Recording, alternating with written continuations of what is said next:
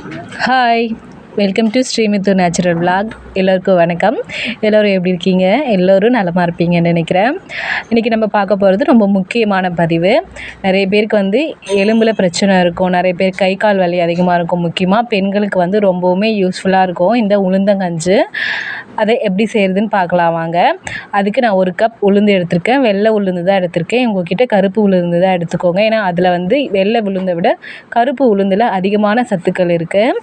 கூட கொஞ்சமாக ஒரு 6-7 பாதாம் எடுத்திருக்கேன். ஒரு 4-5 ஏலக்காய் எடுத்திருக்கேன் வாசனைக்காக. நல்லா மணமாக இருக்கும் இந்த கஞ்சி. வாங்க எப்படி செய்யுதுன்னு பார்க்கலாம். அதுக்கு ஃபஸ்ட்டு கடாய் வச்சுட்டு சூடானதுக்கு அப்புறமா அதில் எடுத்து வச்சுருக்கிற உளுந்தை கொட்டிக்கலாம். நல்லா செவந்து வர வரைக்கும் வறுக்கலாம். இந்த கஞ்சி பார்த்திங்க அப்படின்னா நிறைய பேர் வேறு மாதிரியெல்லாம் ரெடி பண்ணுவாங்க. பட் இதுதான் ரொம்ப ஈஸியானது. ஏன்னா நம்ம வறுத்து இந்த பொடியை ஸ்டோர் பண்ணி வச்சுக்கலாம். நம்மளுக்கு எப்போல்லாம் வேணுமோ அப்போல்லாம் 1 ஸ்பூனோ இல்லை 2 ஸ்பூனோ போட்டு நம்ம குவான்டிட்டிக்கு ஏற்ற மாதிரி எத்தனை பேர் இருக்கோமோ அதுக்கு ஏற்ற மாதிரி போட்டு நம்ம கஞ்சி காசி குடிச்சிக்கலாம். ரொம்பவுமே சூப்பராக இருக்குங்க, மணமாக இருக்கும், டேஸ்ட்டுமே அல்டிமேட்டாக இருக்கும். ட்ரை பண்ணி பாருங்கள். நான் சொல்கிற மாதிரியே செஞ்சு பார்த்திங்க அப்படின்னா சூப்பராக இருக்கும். அதுக்கு முன்னாடி நம்ம சேனலில் யாராவது சப்ஸ்கிரைப் பண்ணாமல் பார்த்துட்டு இருந்தீங்க அப்படின்னா நம்ம சேனலை சப்ஸ்கிரைப் பண்ணி வச்சுக்கோங்க. பக்கத்தில் வர பெல் ஐக்கானை கிளிக் பண்ணி வச்சுக்கோங்க. நான் இது மாதிரி போடுற வீடியோஸ் எல்லாம் உங்களுக்கு நோட்டிஃபிகேஷனில் வரும். அதே மாதிரி வீடியோ ஃபுல்லாக முழுமையாக பாருங்கள். பிடிச்சிருந்தா லைக் கொடுங்க. உங்களுக்கு தெரிஞ்சவங்களுக்கும் ஷேர் பண்ணி விடுங்க. ரொம்ப யூஸ்ஃபுல்லாக இருக்கும் அவங்களுக்கும். முக்கியமாக இன்றைக்கி நிறைய பேருக்கு 30+ ஆனாலே நிறைய பிரச்சனை வர ஆரம்பிச்சிடுது. ஸோ ஹெல்த்தியாக குழந்தைங்களுக்காக இருக்கட்டும், பெண் குழந்தைங்களுக்கு முக்கியமாக தினமுமே இந்த மாதிரி உளுந்தங்கஞ்சி, உளுந்தங்களி அந்த மாதிரி ரெடி பண்ணி கொடுக்கறது ரொம்ப ரொம்ப நல்லது.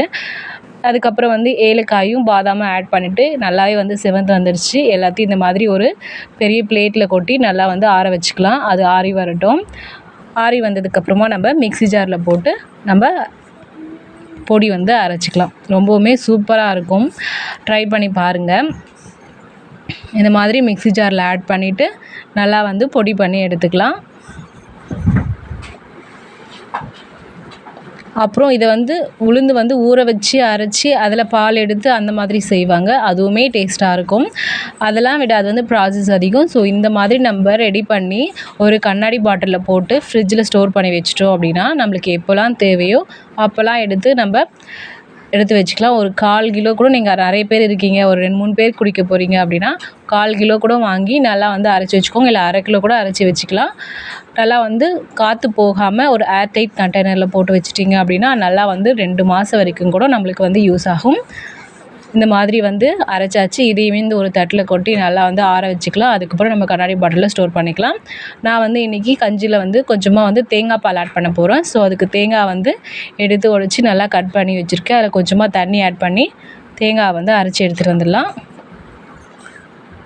அப்புறமா கொஞ்சமாக தேங்காய் துருவி வச்சுருக்கேன். ஏன்னா லாஸ்ட்டாக நம்ம கஞ்சியில் போட்டு குடிக்கும்போது ரொம்ப சூப்பராக இருக்கும். பிடிக்கல அப்படின்னா ஸ்கிப் பண்ணிவிடுங்க. குழந்தைங்களுக்கு கொடுக்க போகிறீங்கனாலும் தேங்காய் ஸ்கிப் பண்ணிவிடுங்க. ஏன்னா குழந்தைங்கள வாயில் அது மாட்டும்போது கீழே துப்ப ஆரம்பிக்கிறாங்க. பெரியவங்களுக்கு அப்படின்னா தாராளமாக நீங்கள் தேங்காய் துருவி ஆட் பண்ணிங்கன்னா சூப்பராக இருக்கும். டேஸ்ட் இருக்கிற தேங்காய் நல்லா இந்த மாதிரி அரைச்சிட்டு தண்ணி ஊற்றி நல்லா ஃபில்ட்ரு பண்ணி தேங்காய் பால் எடுத்துக்கிட்டால் ரொம்ப சூப்பராக இருக்குது. தேங்காய் பால் ஆட் பண்ணுறதும் எல்லாமே ரெடி பண்ணி வச்சாச்சு.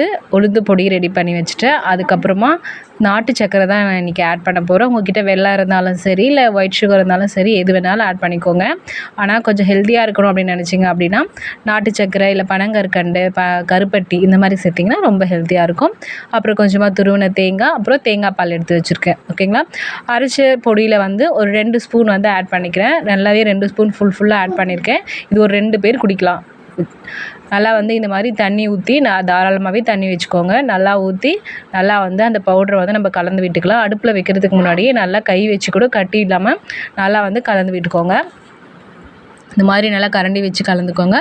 இல்லை கட்டியாக இருக்குன்னு நினச்சிங்கன்னா கை வச்சுமே நல்லா கலந்து விட்டுட்டு அதுக்கப்புறமா நம்ம அடுப்பில் வச்சு சூடு பண்ண ஆரம்பிச்சிடலாம். இந்த மாதிரி பாருங்கள், கட்டியே இல்லாமல் இந்த மாதிரி நல்லா தண்ணியாக இருக்கணும்.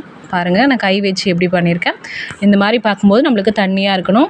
ஸோ அடுப்பில் வச்சு காச ஆரம்பிச்சிடலாம். நல்லா கொதித்து வரட்டும். நல்லா பாருங்கள், பொங்கி கொதித்து வர ஆரம்பிச்சிருச்சு. ஒரு 5 மினிட்ஸ் வரைக்கும் நல்லாவே கொதிக்க விடுங்க. நல்லா கொதித்து வெந்து வரணும். ஏன்னா இது அதிகமாக வேகாமல் கொஞ்சம் கம்மியாக எடுத்துட்டிங்க அப்படின்னா இதனால் கூட ஏதாவது ப்ராப்ளம் வர ஆரம்பிக்கலாம். ஸோ நல்லா வந்து வேக வச்சுக்கோங்க. கஞ்சி நல்லா கொதித்து வரட்டும். அதுக்கப்புறமா வந்து எடுத்து வச்சுருக்கிற நாட்டு சர்க்கரையை வந்து ஆட் பண்ணியிருக்கேன். ஆட் பண்ணிவிட்டு நல்லா மிக்ஸ் பண்ணி விடுங்க. இதுவுமே வந்து நல்லா கொதித்து வரட்டும். பார்த்தாலே நம்மளுக்கு தெரியும் வெந்து வந்திருக்கிறது. பாருங்கள், இந்த மாதிரி நல்லா வந்து வெந்து வரட்டும். நான் நாட்டு சர்க்கரை போட்டதுக்கப்புறமே நல்லா வந்து வெந்து வந்திருந்தாங்க. நல்லா வந்து பாருங்கள், இந்த மாதிரி வந்து நல்லா வெந்து வரட்டும். முக்கியமாக ப்ரெக்னென்சி டைமில் இருக்கிறவங்களாம் கூட இந்த கஞ்சி எடுத்துக்கலாம்.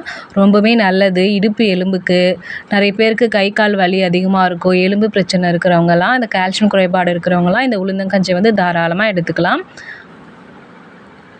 நல்லா வந்து லாஸ்ட்டு டைமில் இறக்க போகிற டைமில் இந்த மாதிரி கொஞ்சமாக தேங்காய் பால் ஆட் பண்ணிக்கோங்க. தேங்காய் பாலுமே அவ்வளோ நல்லது நம்மளுக்கு வந்து.